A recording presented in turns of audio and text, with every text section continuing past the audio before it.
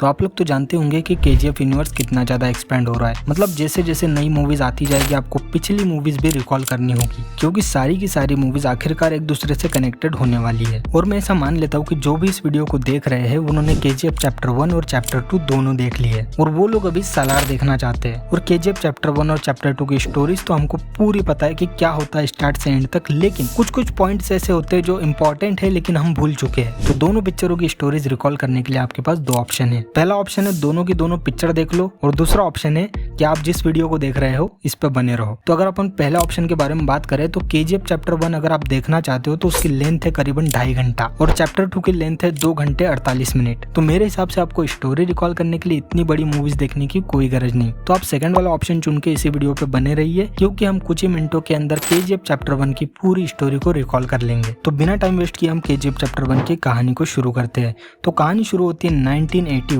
से, जहाँ पे रमिका सेन जो होती है वो रॉकी भाई का डेथ वारंट साइन करती है और अपनी पूरी आर्मी फोर्स भेज देती है रॉकी भाई को खत्म करने के लिए। फिर अपनी कहानी आ जाती है 2018 में, जहाँ पे जिक्र होता है एल डोराडो बुक के बारे में, जो लिखी है सीनियर जर्नलिस्ट आनंद इल्गानगी ने। तो इस बुक के अंदर कुछ ऐसी सच्चाइयां लिखी हुई है जो इंडियन गवर्नमेंट नहीं चाहती कि लोगों तक पहुंचे। तो इसके लिए इस बुक के पब्लिश होने से पहले ही इंडियन गवर्नमेंट इस बुक को डिस्ट्रॉय कर देती है, जला देती है। लेकिन कहीं ना कहीं से उस बुक का एक कॉपी बच जाता है जो कि दीपा हेगड़े के हाथ में लग जाता है। फिर उस बुक को पढ़ने के बाद उसे लगता है कि उस बुक में कुछ भी सच्चाई नहीं है। फिर उसके बाद वो उस राइटर का इंटरव्यू लेने के लिए पहुंच जाती है जिसने इस बुक को लिखा है। फिर आनंद जी जो होते हैं वो एल डोराडो की पूरी स्टोरीज इंटरव्यू में बताते हैं और यहाँ से केजीएफ पिक्चर शुरू हो जाती है। तो फिल्म की कहानी पहुंच जाती है 1951 कोलार डिस्ट्रिक्ट में, जहाँ पे कुछ किसान कुआं खोद रहे होते हैं, लेकिन वहाँ पे उन्हें एक अजीब सा पत्थर मिलता है। उस पत्थर के मिलने के बाद वहाँ पे कुछ पुलिस वाले इन्वेस्टिगेशन करने के लिए पहुंचते हैं और साथ ही में आता है सूर्यवर्धन, जो कि इस पिक्चर का पहला विलन है। तो एक तरफ सूर्यवर्धन को पत्थर के रूप में सोने की खदान मिल गई,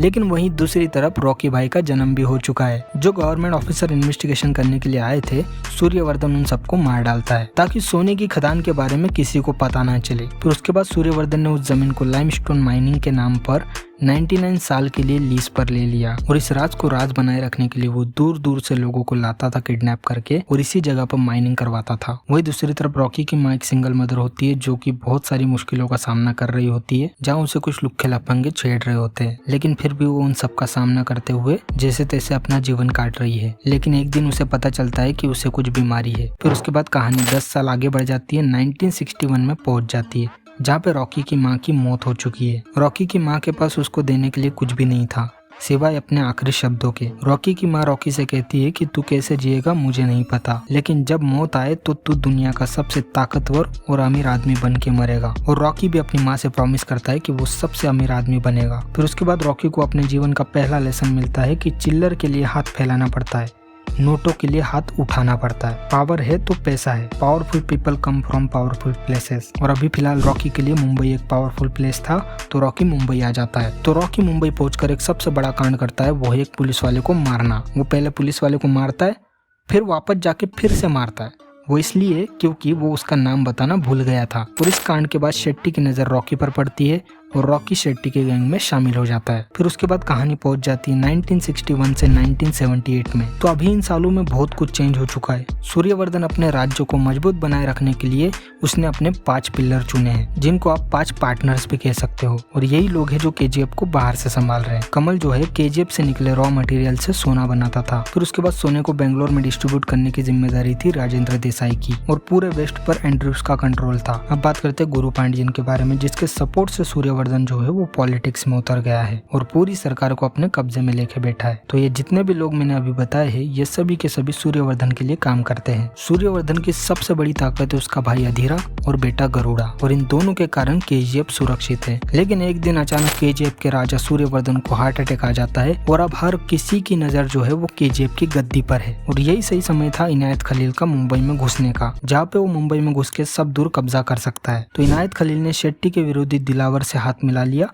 और मुंबई में उसके साथ मिलकर घुसने की कोशिश की। तो इनायत खलील का जो माल है वो मुंबई पहुंचने से पहले ही दिलावर जो होता है वो शेट्टी गैंग को खत्म कर देना चाहता है और साथ ही में मुंबई पे कब्जा करना चाहता है। लेकिन इन सब के बीच में उसका पाला एक गलत इंसान के साथ पड़ जाता है, जो कि है रॉकी भाई। तो रॉकी भाई के होते हुए मुंबई पर कब्जा करने की कोई सोच भी नहीं सकता। तो दिलावर ने गलत इंसान से तो पंगा ले लिया है, साथ ही में दिलावर की अब मौत भी हो चुकी है क्योंकि रॉकी भाई ने उसको मार डाला और उसके साथ साथ उन सभी गुंडों को मार डाला जो दिलावर के साथ आए थे। तो जितनी स्पीड से इनायत खलील का माल मुंबई की तरफ पहुंच रहा था उतनी स्पीड से रॉकी भाई को देखकर वापस लौट गया। मतलब रॉकी भाई का बम्बई में अब इतना दबदबा बन चुका था कि मछलियों को भी अगर किनारे आना हो तो रॉकी भाई की परमिशन लेनी पड़ती है। तो इस कारनामे के बाद शेट्टी के जो ऊपर का गुंडा होता है एंड्रूस, वो रॉकी से मिलने आता है और रॉकी को ऑफर करता है कि मेरा काम करेगा तो बम्बई तुझे दे दूंगा। और रॉकी उसका ऑफर एक्सेप्ट करके बैंगलोर चला जाता है और बैंगलोर पहुंचते ही उसकी पहली मुलाकात होती है राजेंद्र देसाई की बेटी से, और जिसको पहली नजर में ही देख के रॉकी भाई को प्यार हो जाता है। तो चलो ये प्यार व्यार की बातें तो इतनी इंपॉर्टेंट नहीं है, अपन फिर से आ जाते हैं कि रॉकी भाई इस जगह पर आया काय को है। तो रॉकी भाई आया है गरुड़ा को मारने।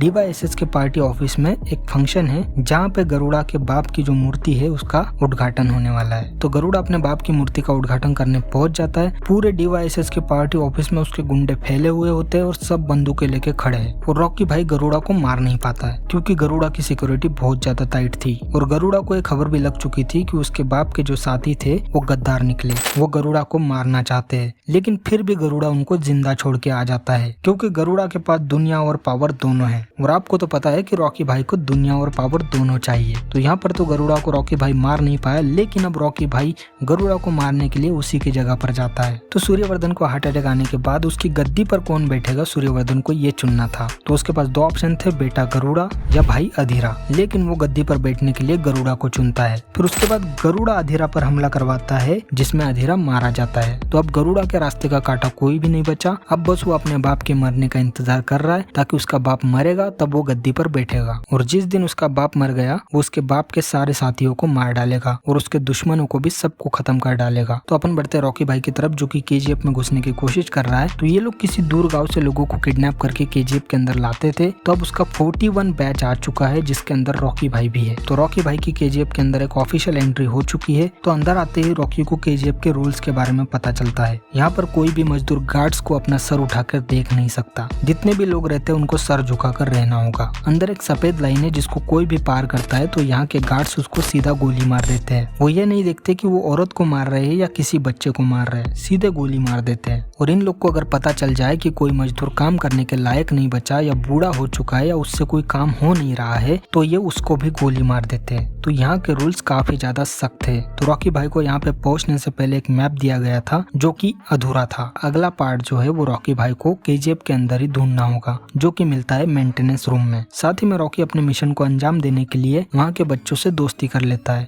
जिनको KGF के चप्पे चप्पे के बारे में मालूम है। तो बच्चे रॉकी को बहुत सारी इंफॉर्मेशन देते हैं। तो रॉकी भाई जो मेंटेनेंस रूम में घुस चुका है उसने नक्शे को देख भी लिया है, लेकिन उसको मेंटेनेंस रूम में घुसते हुए एक मजदूर देख लेता है। और वही दूसरी तरफ गरुड़ा को भी भनक लग जाती है कि उसे कोई मारने आया है। फिर गरुड़ा जो है वो मजदूरों की बस्ती में पहुंचता है और उन लोग से पूछता है कि जो भी मेंटेनेंस रूम में घुसा था वो सामने आ जाओ, और अगर वो सामने नहीं आता है तो वो सारे मजदूरों को मार डालेगा। तो जिस आदमी ने रॉकी को मेंटेनेंस रूम में घुसते हुए देखा था वो आदमी सामने चला जाता है और अपनी जान दे देता है, क्योंकि उस आदमी को ये पता चल जाता है कि रॉकी अगर जिंदा रहा तो उसके बीवी और बच्चे को बचा लेगा। और अब रॉकी के मन में इन लोगों को बचाने की भावना जागती है। फिर उसके बाद रॉकी भाई एक अंधे बूढ़े आदमी को मरने से बचाते हैं और इस मूवमेंट से बगावत का दौर शुरू हो जाता है, क्योंकि वहाँ पे रहने वाले मजदूरों ने पहली बार किसी को हिम्मत करते हुए देखा था। पहली बार उन्होंने गरुड़ा के गुंडों को कुत्तों की तरह मार खाते हुए देखा था। अब लोगों में रॉकी के कारण हिम्मत आ चुकी थी और रॉकी भी गरुड़ा को मारने के लिए तैयार था। गरुड़ा का भाई अपने बाप को मार डालता है और यहाँ पे रिवील होता है कि गरुड़ा का जो भाई है वो भी इन लोग के साथ मिला हुआ है, क्योंकि एक ही रास्ता था गरुड़ा के गुंडों को रोकने का, वो था गरुड़ा के बाप की मौत। और गरुड़ा फिर अपने बाप के मरने के बाद घोषणा करता है कि वो कल ही काली पूजा करेगा और सारे दुश्मनों को खत्म कर देगा। और वहाँ पे वो 3 बकरों की बलि देगा जिनको खिला पिलाकर वो अब तक बड़ा कर रहा था। और वो 3 बकरे कोई रियल के बकरे नहीं होते हैं। रॉकी से पहले वो तीनों गरुड़ा को मारने आए थे, इसलिए गरुड़ा उनकी बलि देने के लिए काली पूजा रखवाता है। तो उन तीनों लोगों की बलि देने की तैयारी हो चुकी है। तो अब तीनों में से 2 की तो बलि चढ़ा दी जा चुकी है, लेकिन तीसरा बचा हुआ है। और वो तीसरा कौन है ये तो आपको पता है, वो है रॉकी भाई। तो रॉकी भाई पानी में से निकलता है और जो गरुड़ा की तलवार होती है उसी से गरुड़ा की गर्दन काट देता है। और वहीं पर गरुड़ा को मार कर KGF का राजा बन चुका है रॉकी भाई। लेकिन लास्ट में हमको बताया जाता है कि अधीरा जिंदा है, मतलब वो KGF चैप्टर 2 में आएगा अपनी KGF लेने। तो यहीं पे KGF चैप्टर 1 खत्म हो जाती है। अब अगला चैप्टर आता है KGF चैप्टर 2। तो KGF चैप्टर 2 का रिकॉल वीडियो आपके पास यही कहीं आसपास दिख रहा होगा, उस पर क्लिक करके देख लो। तो आई होप आपको ये वीडियो अच्छा लगा होगा। तो इस वीडियो में बस इतना ही। अगर आपको वीडियो अच्छा लगा हो तो लाइक कीजिए, चैनल को सब्सक्राइब कीजिए। मैं मिलता हूँ आपसे अगले वीडियो में।